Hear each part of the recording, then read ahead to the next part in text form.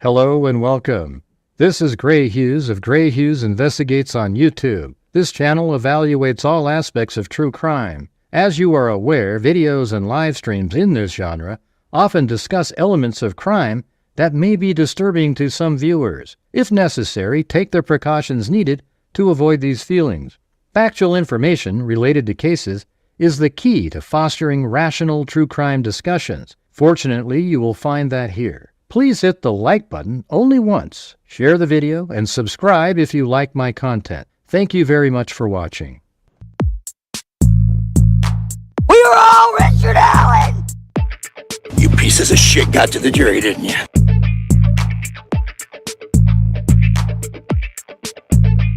Huh? You know, that's just one step above stupid. Have you lost the last 3 brain cells, or do you just have cabbage for brains? It's a house!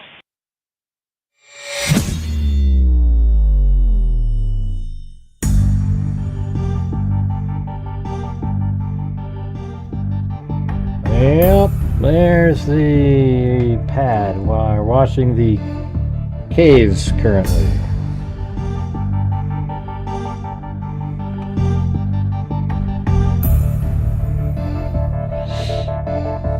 All right.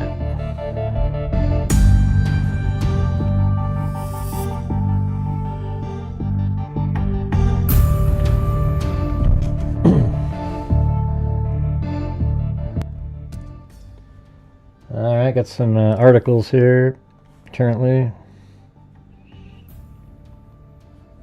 Crews hoist jet wreckage from Potomac, easing path to recover remains.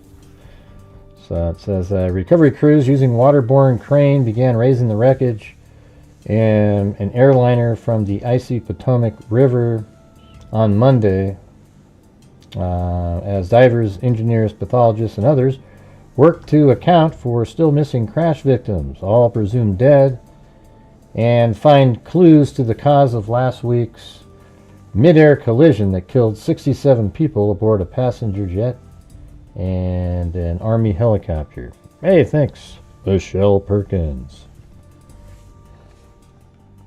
5 days after American Eagle Flight 5342 from Wichita and a Black Hawk helicopter went down in flames following a nighttime low-altitude collision near Reagan National Airport.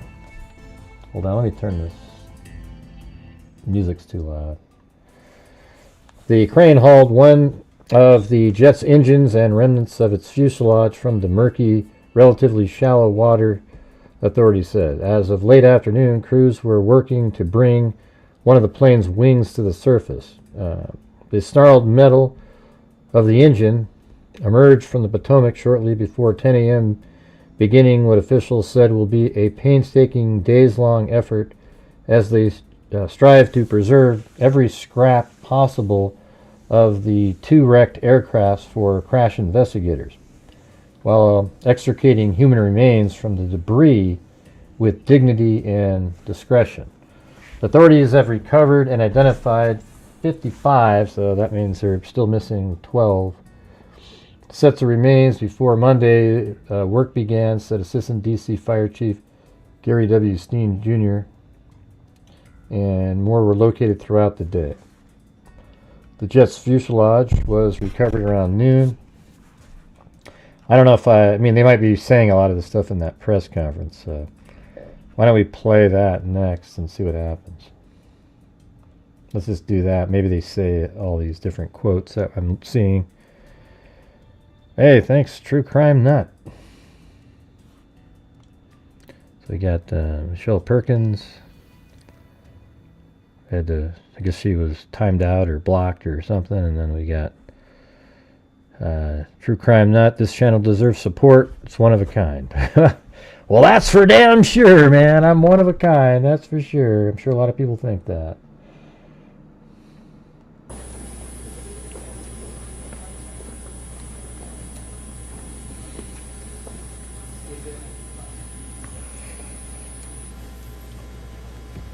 Well, we're just going to play it anyways, Kim. Do you mind if we just play it? I know you want to let everybody know that you've already seen it and you didn't like it, but we're going to play it. All right. Hey, good afternoon. Colonel Frank Pera from the U.S. Army Corps of Engineer, Baltimore District. I'm It's only 8 minutes following long. up on yesterday's update as far as our progress on the wreckage recovery for this plane crash here at Reagan National. We continue to be mindful of those impacted by this tragic incident, the families and the loved ones who lost their lives, but also the first responders and our local, state, and federal partners who are working diligently on scene and behind the scenes to support the rescue and recovery efforts. Yesterday I provided some insight into our salvage operations as well as the iterative cycle that we've used to make sure that we're doing that in close coordination with the Unified Command. Again, our process is committed to the dignified process for recovery of the remains for personnel and passengers of the flight. As part of today's operations, we did conduct some work stoppages associated with human remains. Assistant Fire Chief Steen can discuss those details further, but I do want to emphasize that should any remains be located, we have done and will continue to do an automatic work stoppage until the proper coordination with the appropriate authorities can be conducted. And today was a very successful day for the most part. We began the effort to clear the wreckage in the Potomac right at sunrise. We left gravelly. I mean, I just want to play it, Kim, even though you went out and watched it and you didn't like it. I want to listen to it myself because I don't listen to these before the show because then it's really boring to listen to a long press conference twice. This is only 8 minutes long. The one in Pennsylvania is longer, so kind of interested in listening to that one too. Point, and then began this larger interagency effort. Throughout the day, we've had some success. The first of the two engines was removed at about 10 o'clock this morning. Shortly after that, about noon, we had the fuselage out of the water. And then about 2:30 this afternoon, we began our salvage operations to begin to bring. Did they actually mention that in here? In here, Kim? They actually mention all of those, like the black box and different, movements and everything? That's pretty crazy if they do. The wing out of the water. Those are our goals for today. The fuselage, the engine, and the wing, we are on our way. Right now, we anticipate that most of those items will end up on the barge, like we talked about last night, stay overnight in a secured and covered condition until we can make our way to a transport point tomorrow morning. A lot of our operations tomorrow will be dictated by tidal conditions. The barge that we're using has a shallow draft. We're going to wait till high tide, probably close to around 10 o'clock before we can start actually begin transferring those items from the barge over to the transport that will eventually bring them over to Hangar 7, and then returning back out to complete our operation. Over the next 24 hours, our goal is really to complete our commitment to finishing the civilian plane recovery. Tomorrow, our goal is going to be the cockpit.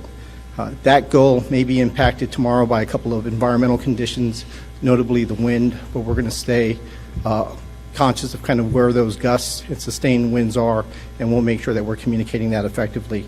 We're still committed to our dedicated plan of making sure that we plan, prep, assess before we execute. We're really thankful for all the cooperation we've had so far from the Unified Command. Thank you very much, and I'll be standing by for additional questions, and I'll be followed by Assistant Chief Steen.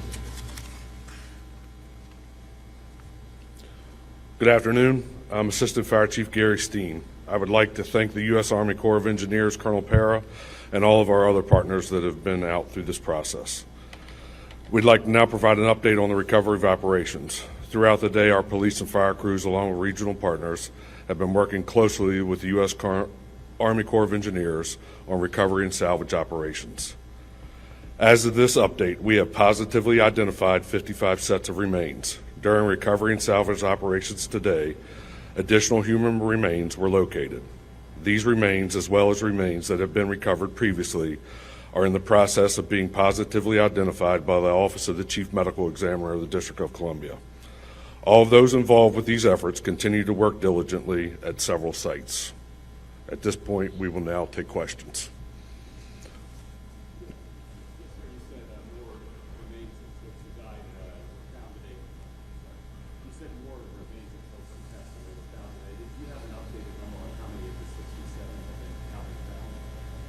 No, we're still at 55 positively identified.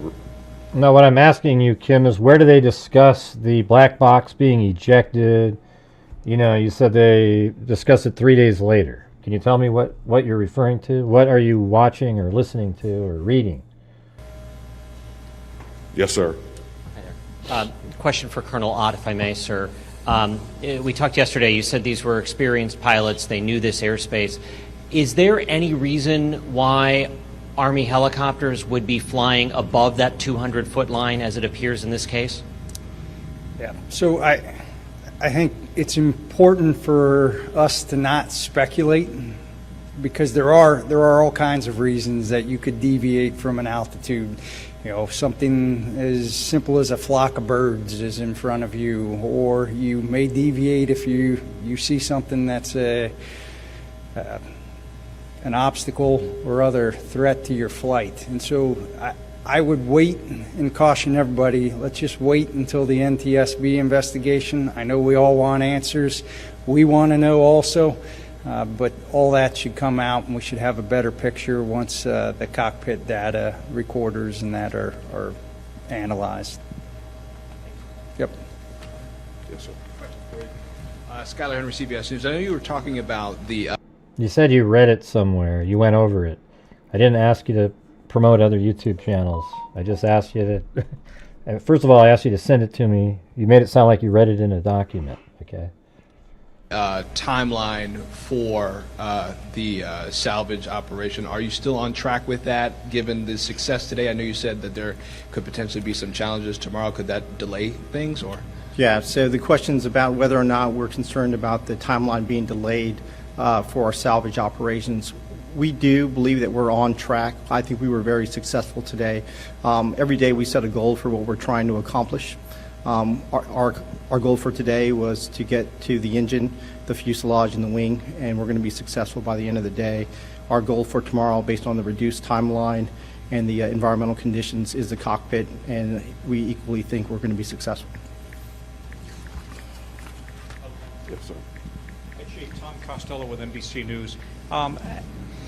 Could you talk about the emotional toll that this must take on these divers who are in the water and trying to recover the remains of these victims, and do it, as you've said over and over again, in a dignified manner? But presumably you're dealing with children and parents and families. I'm just wondering what this does to the divers who are in the water.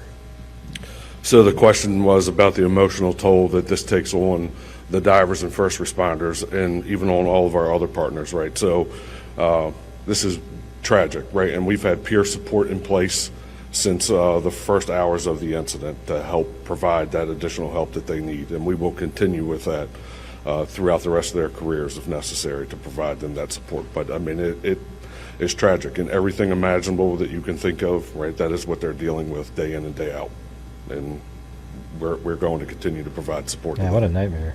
Jeez. Yes, sir. Can you describe how you came up with this plan to strategically take out each of those elements as you just described? Yeah, so the process that we do, and this is typical for most Well, True Crime Nuts going for a wave. most salvage operations, is to ensure that you understand the environment. So there is a series of iterative events that kind of inform the dive and salvage process. First, like we said, is a wide area scan that gets us down to a localized area. Once we get to that localized area and we're at the wreckage, there's a dive survey that really kind of informs the conditions at that point, and we have to understand the structure to inform the next part, which is a salvage plan. The salvage plan is really the execution of kind of how we're going to lift that day. Now, the only change to any of that is the process that we're doing that addresses the human remains that we talked about before. And we've worked that in painstaking detail with the entire interagency, and as well as all of our partners within the Unified Command. And we think we've got a great, solid plan that we've executed on a number of occasions now successfully as far as the dignified recovery of those remains. I don't think this guy right here will ever be a motivational speaker. Okay, let's just get that out of the way right now. That's not on his future job. Yes, ma'am. Yes, in previous briefings it was said that in order to recover the rest of the victims, whatever the hell you call it. it would require the removal of the wreckage. Is it still believed that the remaining remains, Hey, the thanks, remaining Zozo. bodies are within the wreckage at this point? I believe that that is accurate, yes. Yes, ma'am, right here. Similar question. Okay, Thank you, everybody. thank you.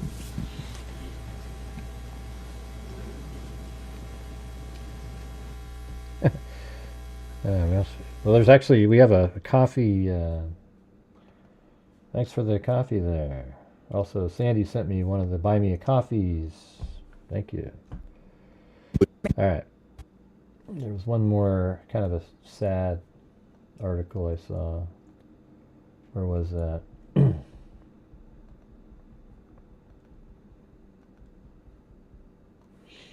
Yeah, it says, man received text from D.C. plane crash victim 30 minutes before family boarded doomed flight. Is this the same? I don't think this is a different person. Peter Livingston, his wife Donna, and their daughters Lydia and Everly were coming home from an ice skating trip and were on the plane that crashed. So this whole family here. What a freaking nightmare. Jesus, you gotta be kidding me.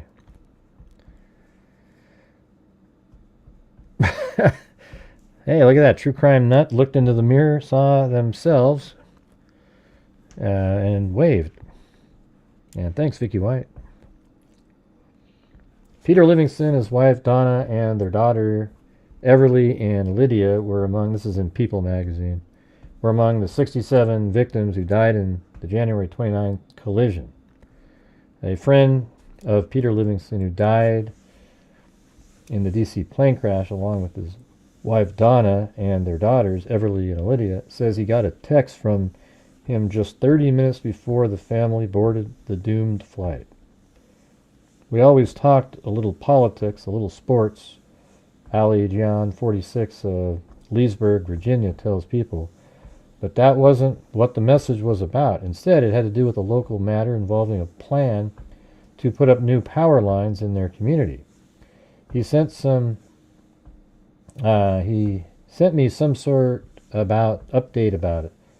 They didn't write that. They sent me some sort about update.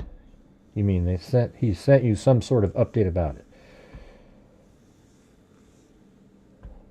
They left out the word. I don't know. They screwed up that sentence.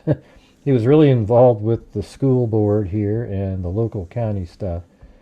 Adds Jan. He knew I was interested in these power lines, not getting too close to my kid's school. Later that evening, John heard about a small plane crash over the Potomac in the news, but didn't think much about it. And when a mutual friend contacted him later that night, John didn't immediately make the connection. He called, broken up, and he found out that Peter was on the flight. John remembers of the friend's phone call. I said, well, hold out hope. And obviously, we knew what happened out there. On the evening of Wednesday, January 29th, yeah, we already know all that stuff. Yeah, I mean, that must suck. I bet everybody has a story like that. Every one of them. Every person that was killed probably has a similar story. So here is we're going to switch over now to the Pennsylvania. So remember in the second video that I put out today, the drone footage, you see Duffy here and Shapiro, and they're walking around. And this was a press conference that was set up after they toured and walked around. Okay, so this is the Pennsylvania crash. But before we get to that, Kim was talking about, like on flight radar, you can download the actual, at every GPS location, it's at set time. So let's see, I'll tell you. So like this is 23, 26, 34, then 23, 30, 30, so some of these are like 17 seconds apart, and they're a little bit varying. Looks like they're generally 7 seconds apart. But it's like the entire flight. And then some parts, I'm not sure if they're in there, but if you go down the flight data all the way down, and there's 650 lines. But you can see right here, it's 400 feet at 147 and 51 seconds. And then it's 900 feet. So she was saying that maybe that's the transponder being ejected and going high up in the air, something like that. I mean, a massive, I don't know. And then right after that, you're looking at, so that's 51, 54. 6 seconds later, after it being 400 feet, it's 25 feet off the ground. And then it's just like, I don't know if it's, you know, I mean, it seems like 25, 18, 12, it would have got that quicker. So, you know, some of this stuff is hard to figure out. But I mean, I guess that, I'm not sure what on the plane, if it's the black box, you know, the transponder is probably what's sending this to a place like flight radar. So I don't know how, like, it's 25 feet off the ground. And then 2 seconds later, it's 18 feet off the ground. I mean, this plane went straight down into the water. So I don't know how you get a little variance like that. Then it's at 0 at 148 and 4 seconds. That means it's in the water. And then interestingly, though, later it goes up to the transponder saying it's 400 feet, 400 feet, 400 feet. But I don't know what the hell that is. But I can tell you when it hits 0, that means it's in the water. I don't know why it went back up to 400, 400, 400, you know, and then at 148.36, it's 0 again. I didn't see anything. I mean, I guess it's possible. Like, I don't even know. You know, you'd have to come up with some crazy thing like the plane comes down and then the transponder hits the propeller of the helicopter and shoots it way back up in the air again. You know, that's what you'd have to come up with, something weird like that. But it was in the water for 3 seconds, and then it shoots up 400 feet. So I don't know what that part is. I think it's just some sort of an error.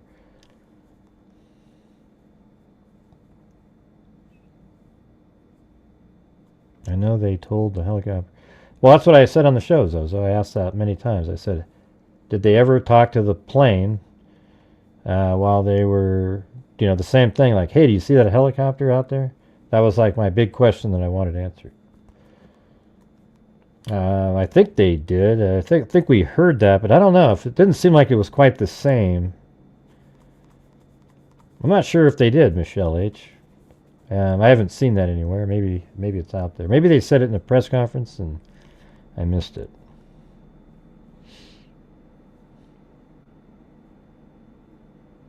Right, well, that's what I thought. I didn't hear anything said to the, like, even in those press conferences, they just kept talking about how they spoke to the helicopter and they took over, you know, kind of like the situation by saying, we've got eyes on the plane and we'll make sure not to hit it.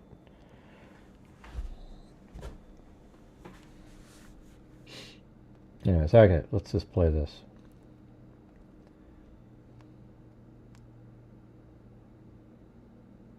Of you for being with us here. Oh, it's so low. Why is it so low like that? Shouldn't be. Hospitals, Philadelphia. Huh. Weird. I can see it. Let's see. Audio gain 5. Jeez. It's on the ongoing investigation relative to the plane crash that occurred on Cottman Avenue here in Northeast Philadelphia on Friday night. Let me start by saying that I want to welcome here today U.S. Secretary of Transportation Sean Duffy to Northeast Philadelphia. Mr. Secretary, we know the demands that's on the time. Our nation has faced a great number of challenges that connect to our Department of Transportation, and we want you to know that we are grateful and we appreciate your presence here today, and we appreciate your being able to feel in real time the magnitude and impact this has had on our great city of Philadelphia. To our governor, Governor Shapiro, I want to say thank you, Governor. You've been here, you've been with us and on the ground every step of the way, and we appreciate your support. As we get started, I want to give us just a little context. On yesterday, Nah, that doesn't. I don't think so, Anna. That doesn't. 400 feet would be ridiculous. Fire Commissioner Thompson and I had the opportunity to visit some of those who have been impacted by this tragedy at our area hospitals.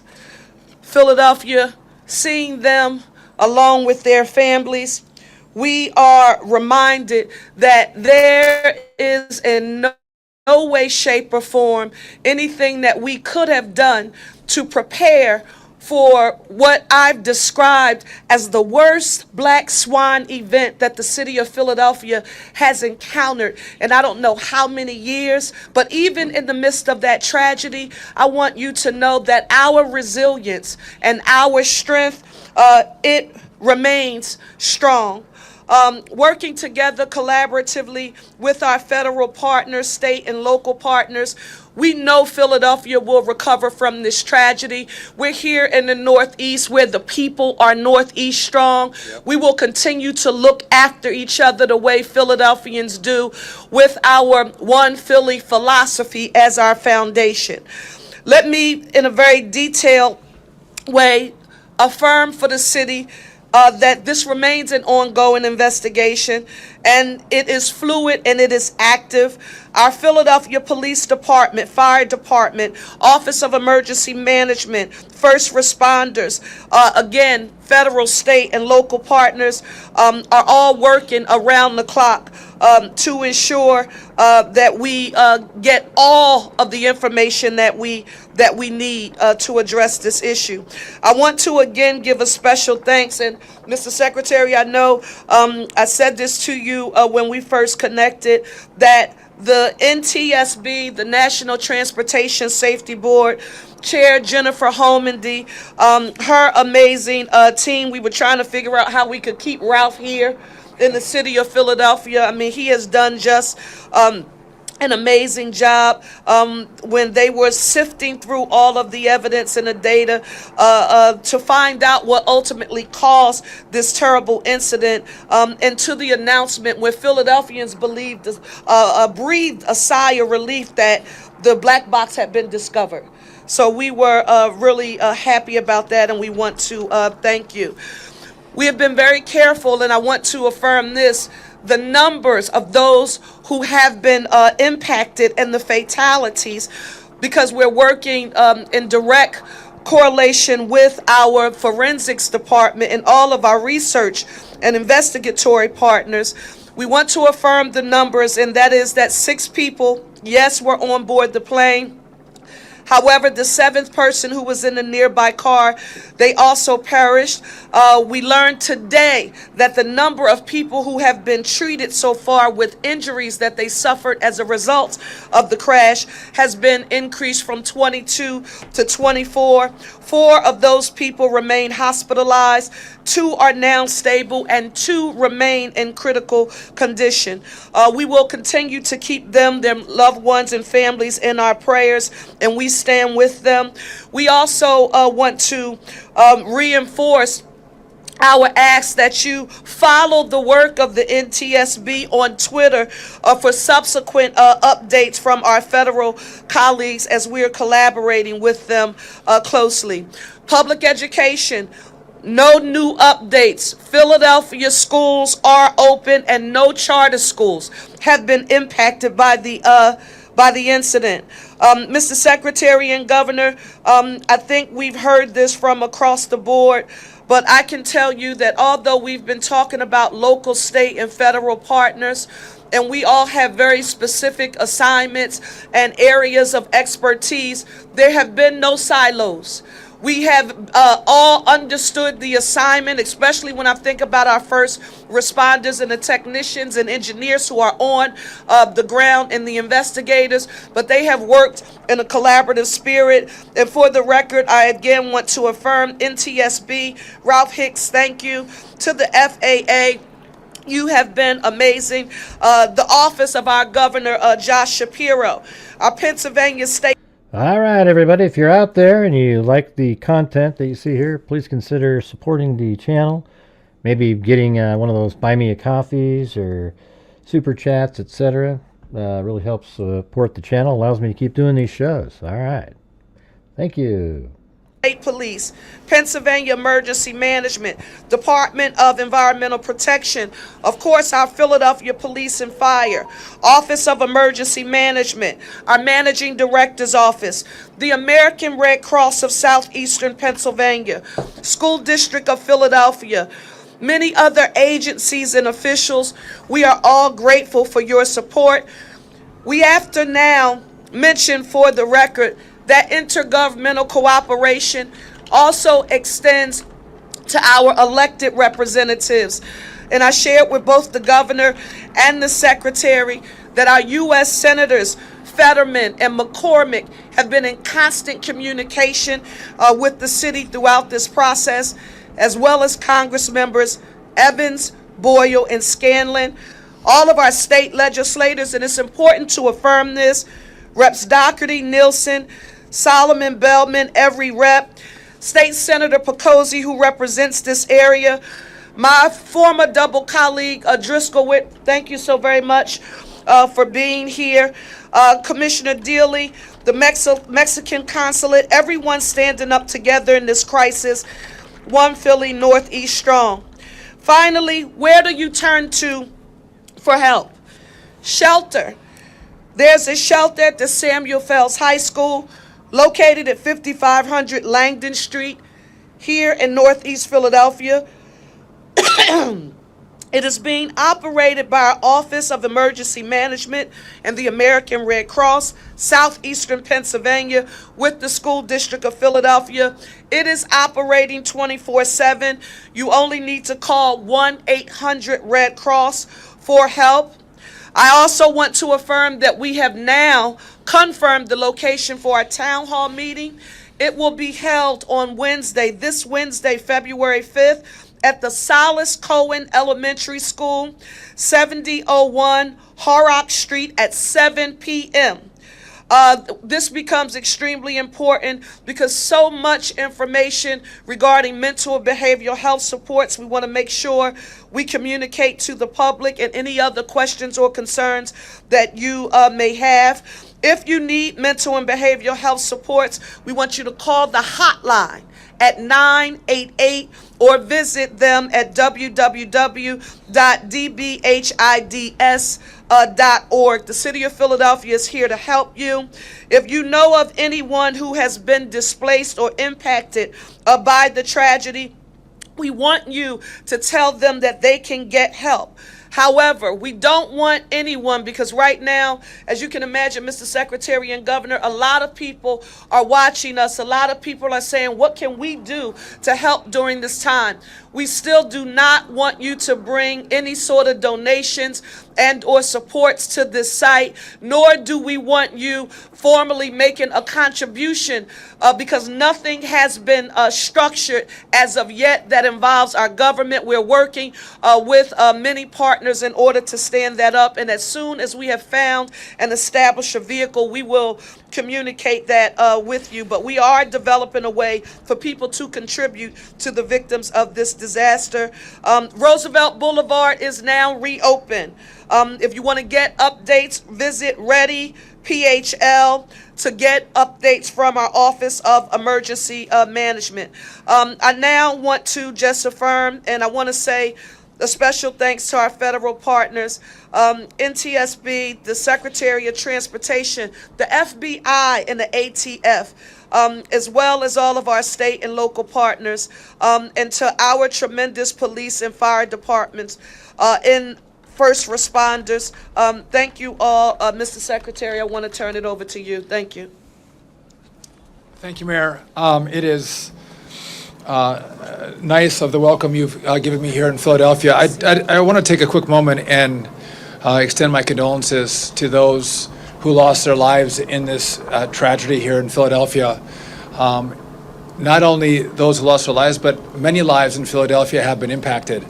As you look at the crash zone, people in the hospital, we look at people removed from their homes, businesses that have been shut down. There has been a substantial impact that's taken place here in your city.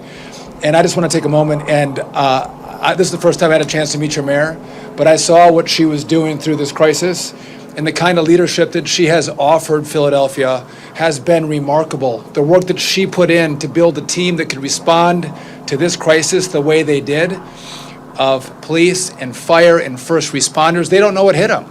And they responded quickly to the scene and did a fantastic job, as well as leadership from your governor. He has been remarkable, Governor Shapiro, in constant contact with the Department of Transportation, with the senators, and again, wonderful leadership that's been brought to Philadelphia to make this crisis just a little bit less painful. I know that President Trump sends his condolences to the community and is offering resources and support as this recovery continues and investigation continues. I've been in contact with Senator Fetterman and his office, as well as Senator Jamie. McCormick. Both of them have been wonderful partners as we deal with this crisis from the federal side. If I could also just take a moment, if you watch the news, the NTSB and the FAA have had a number of different issues they've been dealing with. And they were here at this crash site in less than an hour and a half. They responded immediately to make sure our investigators could be on site, on scene, and begin to look at the details around what happened so we can get answers to make sure this doesn't happen again. And so I want to say thank you to the FAA and to the NTSB. As many of you have reported, the black box was recovered. That was a voice recorder box. We don't have a data recorder on this aircraft, but there is an enhanced ground proximity warning system. Information can come off that device, whether it's the speed or location of the aircraft. We will be able to get some data, hopefully, off that device. But the FAA and the NTSB, they're going to look at weather. Was there medical concerns? Was there technical or mechanical issues on the airplane? All factors that, even though this crash was so devastating, there are remains, whether it's the engines, the wings, that they can look at and get answers to what took place here. We hope to get their preliminary report within 30 days, and we have committed to being as transparent as possible with the information as it comes out. And in these crises, Mayor and Governor, I know that sometimes people forget because the news cycle moves so fast. Tim. We will not forget. We're going to stand in partnership with your community and this wonderful team that you all have built, who I've had a chance to meet, and they are just, they are remarkable Americans, and it was a pleasure to meet them. And again, if you want an example how to respond to crises, look to what happened here and to the team that you all have built, because you all did it right. Governor, Mayor, so thank you for your example that you've shown the country and your community. Thank you, Mr. Secretary. Thank you. I'll be brief. You know, in life, there's... because the news cycle moves so fast. Yes. We will not forget. We're going to stand in partnership with your community and this wonderful team that you all have built, who I've had a chance to meet, and they are just, they are remarkable Americans, and it was a pleasure to meet them. And again, if you want an example how to respond to crises, look to what happened here and to the team that you all have built, because you all did it right. Governor, Mayor, so thank you. Oh, Governor and Mayor. I thought he was calling. Okay, never mind. I thought he called her Governor May, you know, with some weird last name. For your example that you've shown the country and your community. I wonder how that's going to go politically. Oh my God, you were giving so much praise to the... But, you know, Pennsylvania went to Trump, so, you know. And Shapiro, I don't think anybody thinks Shapiro sucks or anything. You know, like he's somebody, had the Democrats maybe picked him, it might have been a different story, you know. Thank you, Mr. Secretary. Thank you. I'll be brief. What the hell is in life, there's a thin line between... I got to play that. Where's Jim? Here, hold on. Jim sent in and he said, what the hell is a gigawatt? 1.21 gigawatts. What the hell is a gigawatt? Tragedy and triumph, between danger and safety. That line you can quite literally witness on Cottman Avenue. Millisecond difference could could have claimed many more lives in our community. Thank God it didn't. You can also see in life a line between cooperation and between those who run separately and apart. Here in Philadelphia, in Northeast Philly, over the last several days, we've witnessed that line. We've also witnessed the very best of our community and our government working together. I was struck by one of the images on Friday night as I was here in the pouring rain together with the mayor and on the phone with the secretary, of a person donning his Kelly green hoodie, symbolizing the triumph and ultimately the ultimate triumph on Sunday of the Philadelphia Eagles. But this was a guy who was also dealing with tragedy, and in that hoodie running to save others, to keep them safe. I witnessed it when Philly Fire didn't hesitate for a second, but ran toward danger, not knowing what they were dealing with, but putting out that fire and no doubt saving other lives. Police coming together to support us and make sure kind of like we Obama are was. safe. That thin line kept us safe. And I am grateful to our first responders and law enforcement for doing their part to save lives. I'm grateful to our neighbors here in Northeast Philly for doing their part to save lives. And I'm especially grateful to Mayor Parker for her extraordinary leadership here in the city of Philadelphia, and all of those who flank behind her to do this important work. You've seen the mayor and I standing up before you, and she's done an outstanding job of sharing relevant information that you needed to be able to keep you and your family safe. Perhaps what you didn't see, though, is the team the mayor assembled behind you. Quite literally, the folks right now who are going through DNA, the folks who are excavating ground so that they could get that black box out and get answers, the folks who are out cleaning up our community so people can get back up on their feet. All of these. Well, you're saying that the CRJ could hear what the tower was saying to the Pat 25, but because that's like a military line, they couldn't hear the responses. Okay, well, that's kind of interesting. Hey, thanks, you uniquely Susie retired hospice RN. Folks work with the mayor, work with the city of Philadelphia, and make us proud. And I wish the people of Philadelphia could see the extraordinary work they do. They would be proud of these public servants. As for the Commonwealth, we've done our best to support the mayor and her administration through the Pennsylvania State Police, led by Colonel Christopher Paris, who is with us, PEMA, led by Director Randy Padfield, who's with us, PennDOT, who's done great work to help make sure.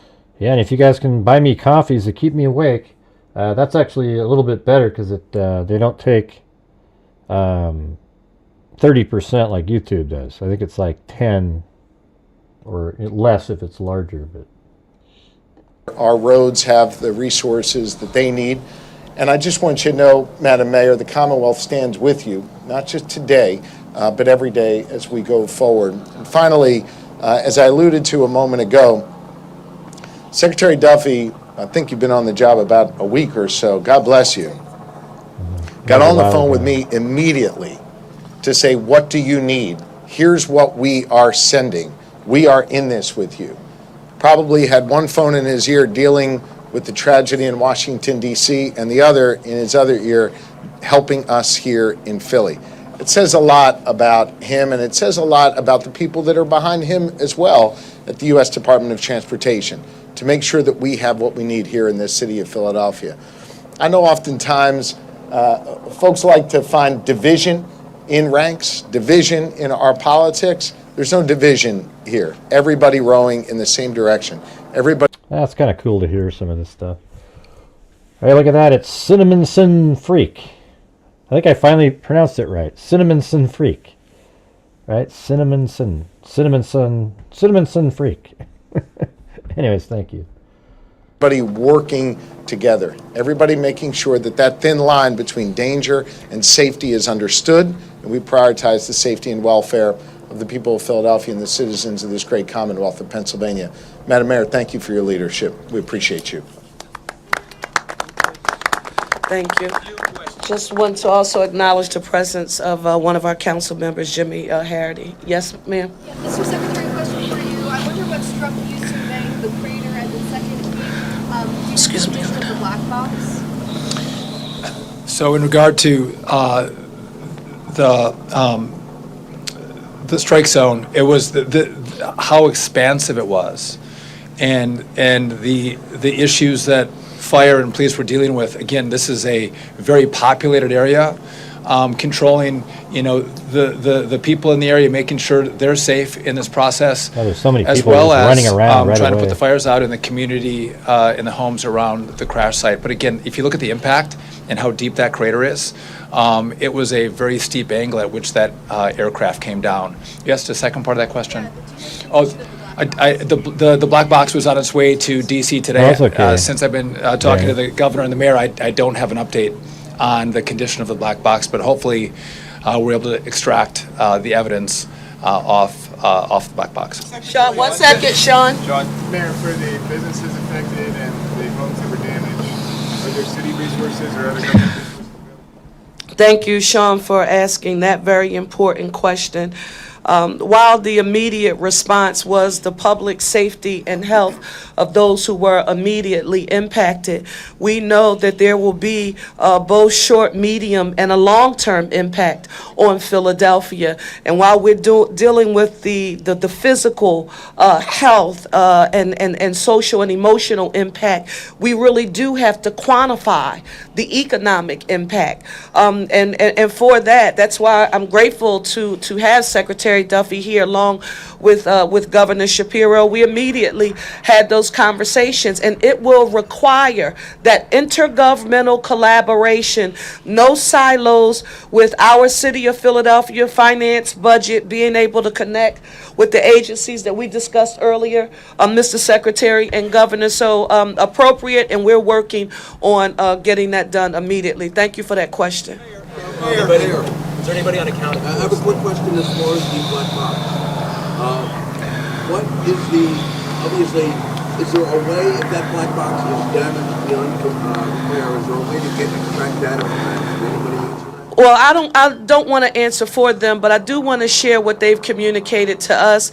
It goes back to the NTSB headquarters. They have the best technical experts available, and we allow them to do that work. And just like they found it and they publicly affirmed to us when they acquired it, they'll give us an update. But one of the things, I'll be very honest, as mayor of the city of Philadelphia, I've watched it in the past. I'm very sensitive to putting a time, line and/or affirming what can or cannot be done. It's just been transported to them. Let's give those experts an opportunity to do their job, and let's let them report back to us. Deanna, yes. You talked on Saturday about missing people, calling 911. Do you have a list so far of how many are missing? And we've heard the governor now talk about DNA. Can we assume through the delicate way you're speaking it that we have names out there that you need to still?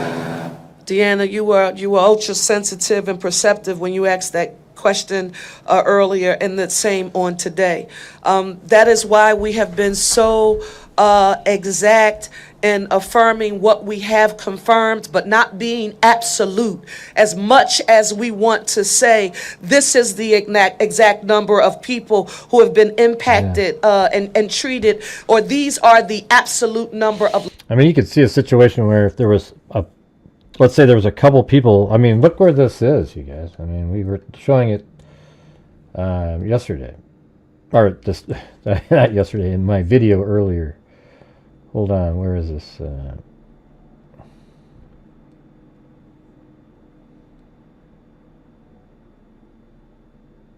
there it is. I mean, I could imagine that if somebody was at this crosswalk over here, it's right there. I mean, it's the plane hit right on the cement, like right here even. I mean, it's just ridiculous. So imagine there's, wasn't even that late or anything like that. There are people walking here, and if that plane had hit right when there's two people walking by out of nowhere, those people would be like incinerated. I mean, literally would just be like little parts here and there.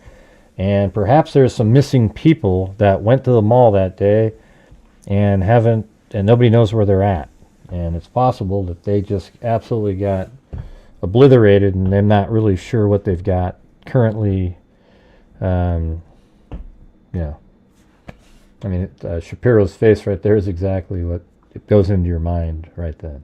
Lives that have been lost. We're going to allow our experts, our partners at the local, state, and federal levels to continue to do their work. And as soon as we get more information, we will communicate it to you. But I do want to say this, because in real time yesterday, I visited 2 people and their families who were impacted. And they know that we're praying for them, and they were very grateful to it. But I also want you to know, I stopped at one of our hospitals in particular and had a chance to go into the emergency room and talk to all of the emergency medical professionals who were there to say thank you to them, because they are frontliners, and we were very grateful for their support. Thank you. Annie? Are you able to confirm for us in the vehicle where there was one fatality, the other people that are injured in the hospital, were they also in that vehicle, and were they part of the same family? We'll do it just yet. Yes. So are there 2 people that are injured in the vehicle in addition to the fatality in that vehicle, and they're all family? Yes. Thank you. One more question. I'm sorry. It's my understanding that Yes. you've been in a briefing that you had prior to all this. You've seen far more specific video now of the impact, the point of the impact from possibly the Dunkin' Donuts. Could you speak to that in a little bit way and tell the public about what it is you witnessed there and what happened? You heard the governor and I the other day, I think it was Friday or either Saturday, the days are running together now. I affirmed that I'm a praying mayor, and he affirmed how strongly he stood on his faith. When you look through the footage and you think about what could have been, had a gas line been hit, I'm going to stand strong on my faith. I'm grateful to God. I am also thinking about everything that we need to do that you can't quantify by numbers. The social and emotional repair. That's why you constantly keep hearing me refer to the importance of us acknowledging trauma and the impacts that a tragedy like this can have on the city. Jeff, we're working on it, and we're working on making sure that we use every level of government. I know every time I say that word, people say, Mr. Secretary, intergovernmental collaboration. I mean, it sounds like, what's that thing? Is that important? Let me say this, Philadelphia. We can't get through this moment without working with our federal partners in Washington, along with our state legislators and our governor here. We all have to do it together. So I was fortunate in thinking about Philadelphia, and that we don't let politics get in the middle of us getting our work done here. So, no emotions, no pride, no ego here. These were professionals who got together, and they are doing that job, and I am so grateful. Thank you all so much. If you have any further questions, see Joe Grace, and we'll do our best to answer them for you. Oh, there you go. That's pretty good. Looks like they're all working together, I wonder if Duffy will get in trouble for being too praising of the, I don't know. I don't think he will. Yeah, she seems like she should be a preacher, something like that.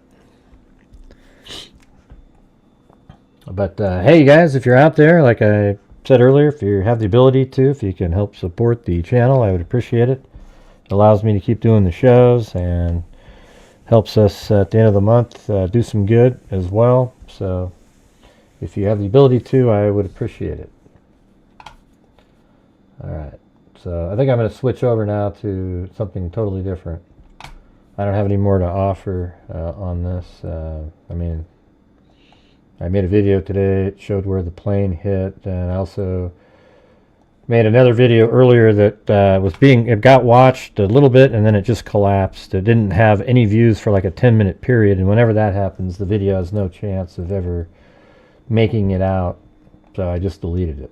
Maybe I'll upload it again at a different time, I don't know, but I went through and I just showed where all these different photographs were taken. I mean, not photographs, the videos that were released, where those were taken from.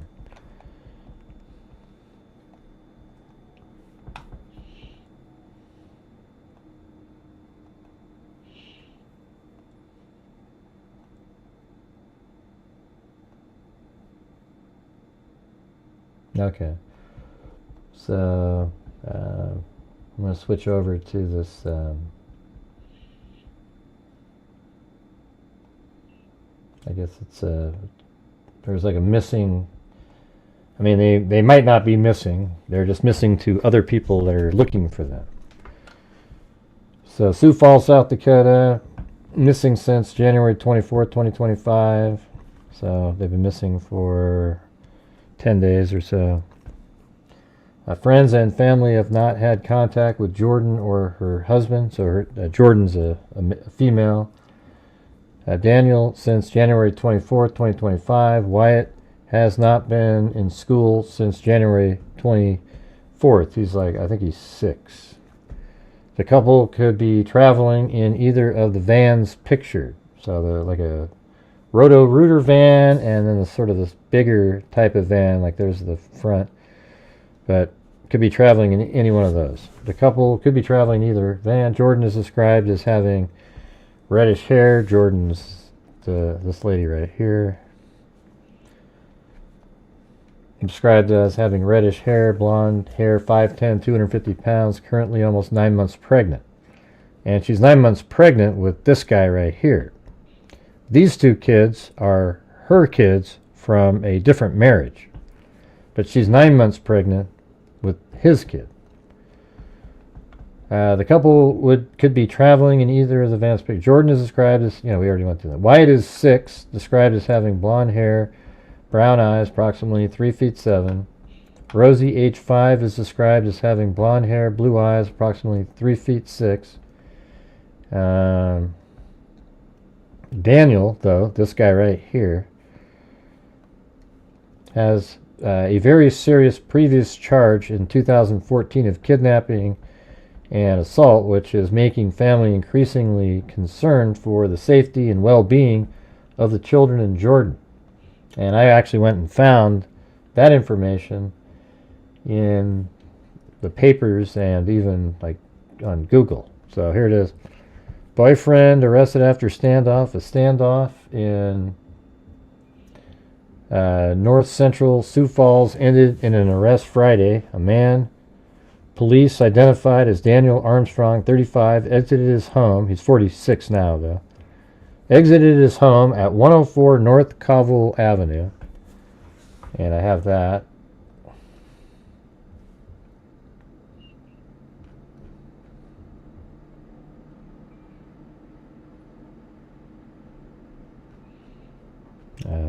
I can just find it really quick. There it is.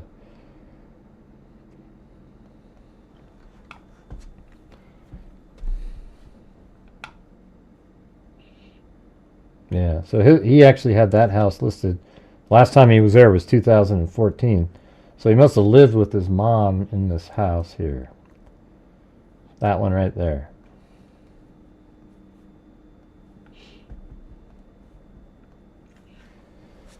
Sergeant Troy Bruxort said when officers responded to a call arriving Friday afternoon at the home, Armstrong was living with family. The girlfriend said her boyfriend was acting crazy. I need him to leave. Armstrong began making threats and mentioned a gun. Police evacuated Armstrong's family from the home and evacuated 7 surrounding homes. After 30 minutes, Armstrong's court service officer and a crisis negotiator were able to talk Armstrong out of the home. He was taken into custody. All right, then this is the article that was in the paper. A Sioux Falls man accused of holding a woman captive in his mother's home for more than a month is being held on $100,000 bond. Daniel James Armstrong, Sr., 35, appeared in court Monday on 3 counts of first-degree kidnapping, 2 counts of aggravated and second-degree assault. The R word, I can't say those anymore if you can believe that. I mean, immediately you get the yellow and they don't remove it. The woman was living with Armstrong, his mother, and a baby she had with the suspect in a home on 9th Street and Covell Avenue. She told detectives that she had not been allowed to leave the home on her own since April 12th, and that Armstrong threatened to kill her almost daily, police said. Officers removed the woman and baby from the home just before 3 p.m. Friday after her employer called police with concerns after she had been absent from work. So this lady didn't show up for work. She had been not allowed to leave the home on her own since April 12th, and this is June 2nd here. Officers removed the woman and baby from the home just before 3 p.m. Friday after her employer called police with concerns after she had been absent from work. They called her, and from the noises and the tone she had taken, they believed she was under some type of duress, police spokesman Sam Clemens said. Armstrong assaulted the woman and R'd her Friday before. I don't want to, I'm never going to use those other words like unalived and shit, but I don't know, man. You can't say some of these words. Isn't that just bogus? Like, you can't say what the media would say. Like a television station could say it, and they still get ads, but when we say it, forget it. It's bullcrap. Armstrong assaulted the woman before police arrived, Clemens said. The woman was taken to a hospital to check for injuries. Officers reached Armstrong Sr. by phone. He came out with his hands raised before 4 p.m. Armstrong had warrants out for his arrest in connection with another assault case. Apparently, Armstrong was concerned that if she left the house, she was going to tell that he was inside and he didn't want to go to jail. Public defender Katie Dunn waived bond arguments and deferred the prosecution to set bond. Matthew Abel was granted a $100,000 bond be requested. Armstrong's mother, Bonnie Templeman, 51, said the woman had lived at the home a few blocks east of Axel Park Middle School off and on for the past 2 years. She said if the woman felt that her life was in danger, she had plenty of opportunities to leave. He didn't force her to stay. She was able to go to jobs, go out grocery shopping, take the baby with me. It doesn't make sense, she said. Armstrong has a recent history of felony crimes involving violence and theft. 2 years ago, Armstrong was accused of being the culprit in a string of toilet piping thefts. That's usually somebody into drugs. More than a dozen fast food restaurants and one hotel reported the theft of piping in the fall of 2012 before Armstrong was arrested on grand theft charges. The piping contained copper, which can be sold for scrap. 2 years earlier, Armstrong was charged with aggravated assault. He was accused of striking a 17-year-old neighbor child with a golf club and breaking out a car and house windows with a golf putter. If convicted, he faced up to life in prison. Then 2015, months-long assault of captive leads to 15-year prison sentence.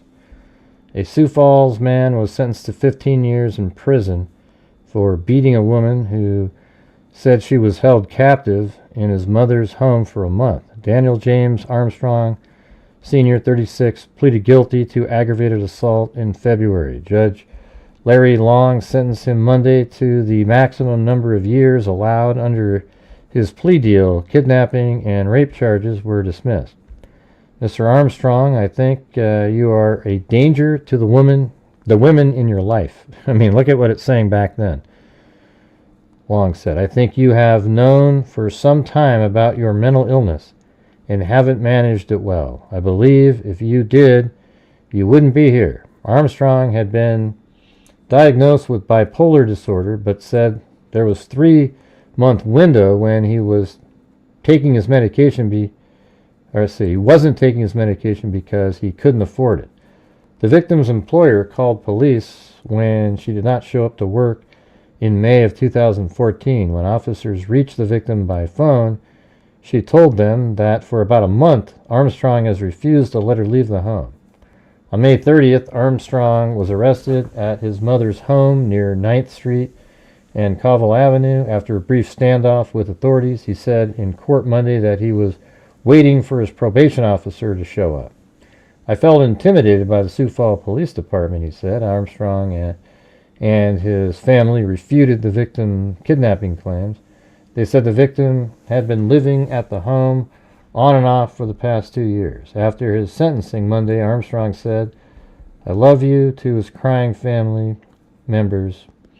The judge says that he's a danger to women in his life, but he's never hurt me, threatened me, his sister, Nikki Lampkin said. What's that got to do with anything? You're his sister. My best friend, and now he's gone for a long time. Well, it looks like he only was in there for, I don't know, like 9 years, because he already has a woman that's 9 months pregnant. And if it was 15 years, he wouldn't have got out till, 2029.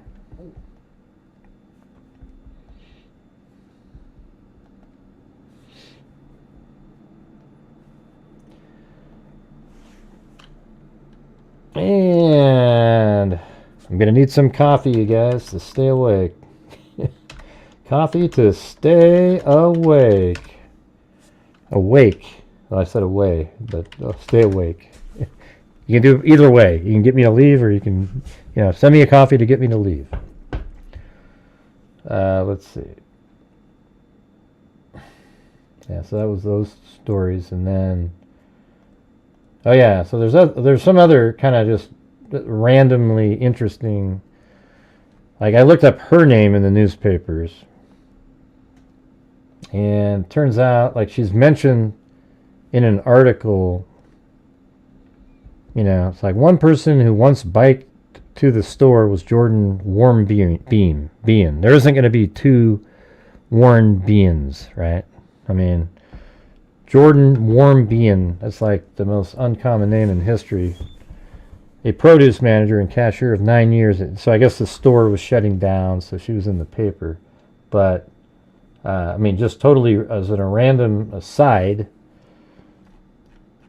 there was this article here, I think it was on this one. Yeah. And it says, sheriff identifies victim of suspicious death. Has nothing to do with that one. But then I looked it up and I was like, the Lincoln County Sheriff's Office has identified 20-year-old victim of suspicious death case on Wednesday afternoon. Randy Gerlach was found deceased inside a residence on Highway 11 near 270th Street. So then I thought, wow, that's sort of weird. And I just looked that one up randomly, and it says, a man originally charged with murder last year has pleaded guilty to manslaughter following the death of his girlfriend, according to court documents. Jackson Phillips pleaded guilty to first-degree manslaughter Monday. He was originally charged with murder, manslaughter, and aggravated assault in connection to the case. Randy Gerlach was found dead March 1st, 2022 in a house on Highway 11 near 270th Street. In a factual basis statement filed Monday in which Phillips details what happened, he said he had been charged with domestic aggravated assault against Gerlach in early December 2021. As part of the release conditions, Phillips was not supposed to be in contact with Gerlach.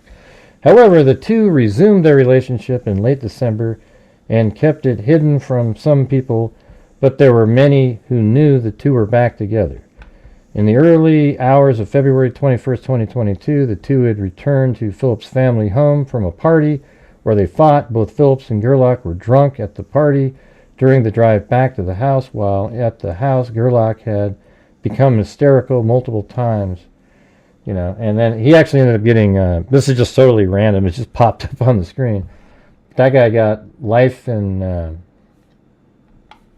prison. I mean, that's pretty... I just want to read what it said here. I didn't read this yet. So this is his statement. I want to see what he tries to claim here. On December 6, 2021, Jackson Phillips was charged with domestic aggravated assault and domestic simple assault. On the evening of Sunday, February 20th, 2022, Jackson and Randy, Randy's a female, attended a party together in Sioux Falls. Both consumed alcohol. Randy became intoxicated and was observed vomiting at the party because of the amount of alcohol she consumed.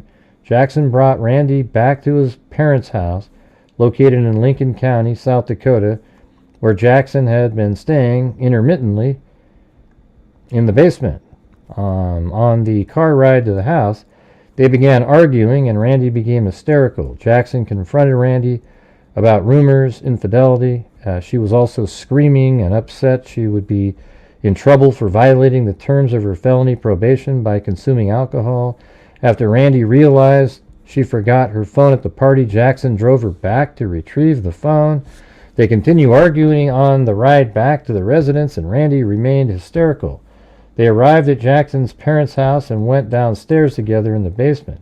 Jackson had a mattress in the basement and tried to get Randy to fall asleep there. In the early morning hours of February 21st, 2022, while lying on the basement mattress, Randy again became upset and hysterical because she was supposed to meet with the probation officer later that day. Jackson thought that if he could render her unconscious, oh jeez, she would be sober and calm once she awoke. He used both hands and applied pressure to her neck. Randy resisted and screamed. She indicated an intention to leave the residence and call police, and Jackson became fearful he would be in trouble for, well, this is ridiculous, be in trouble for a new charge of domestic aggravated assault, strangulation, as well as violating the no contact order with the Minnehaha County case. While he was still under the influence of alcohol and Randy was lying on the mattress, Jackson again applied pressure using both hands to Randy's neck until she stopped moving. Jackson soon realized she was unresponsive and likely deceased. Shortly thereafter, he moved her body to a basement wall with the intention of trying to push her out a nearby window and dispose of her body. However, he was physically unable to lift her body up to the window. He left her body in the basement near the window and concealed it with other items in the basement. Approximately 1 week later, in the afternoon of March 1st, 2022, one of Jackson's family members discovered Randy's body in the basement and notified law enforcement. Dr. Kenneth Snell, the coroner, performed an autopsy on Randy the following day.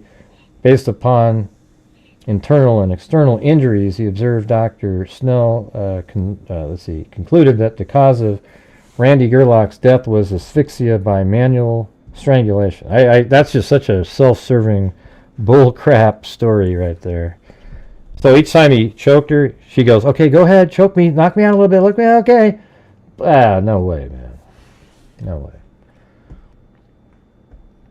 Jackson Phillips being first duly sworn an oath, blah, blah, blah, blah, blah. Okay, so anyways, that was just one that I randomly stumbled upon in the middle of doing this one.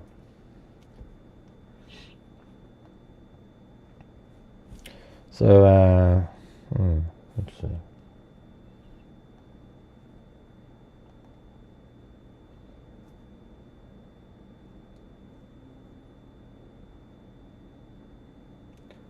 All right, so let's just get to now we're on to this, we're going back to the Daniel Armstrong and so it says right here, a report was made on January 31st that 2 adults and 2 children from Sioux Falls are missing. Jordan Warmbian, Daniel Armstrong, and 2 others were reported missing after police conducted a wellness check. According to a post from South Dakota Missing Persons, friends and family have not had contact with Jordan or Daniel since January 24th. the 6-year-old son has not been in school since that day.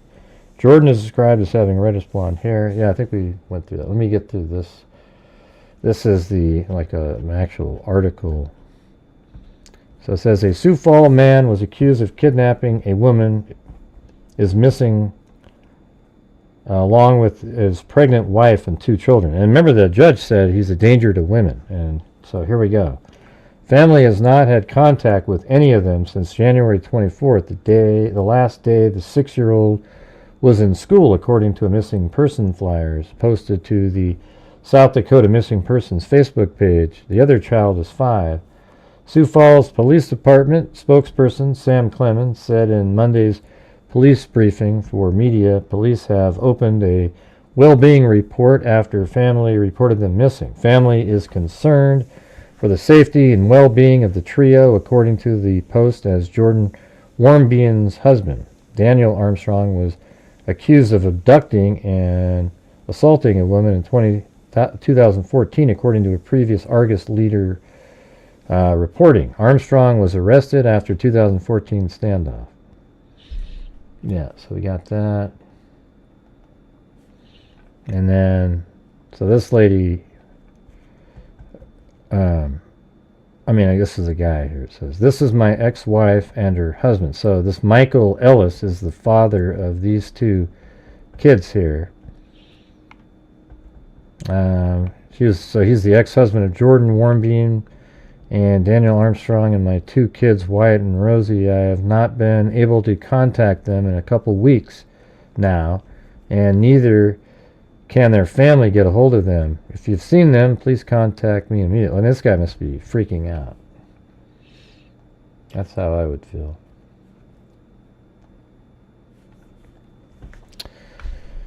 All right.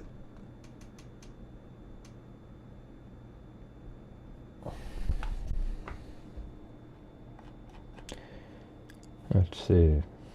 Yeah, so I don't really have much more to... I looked him up on different websites, and sure, he's a criminal, obviously.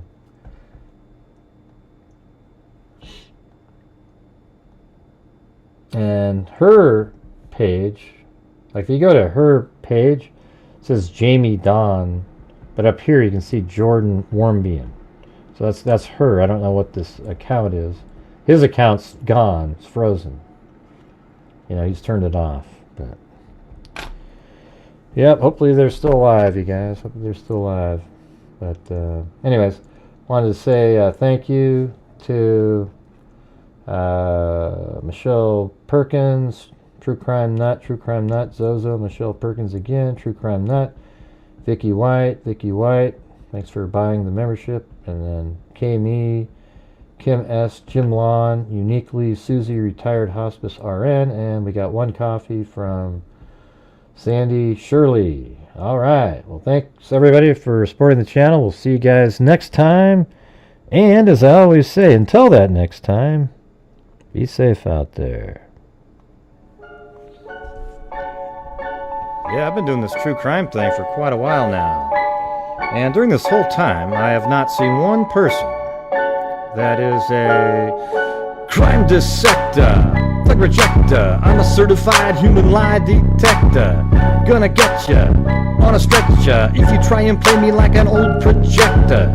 Crime sector is my nectar. Professor Grader's gonna give another lecture. Crime collector, freak connector, and I'm always gonna be a pup protector. Fool deflector, interceptor, and I'm meaner than a spectre with a vector on his pector.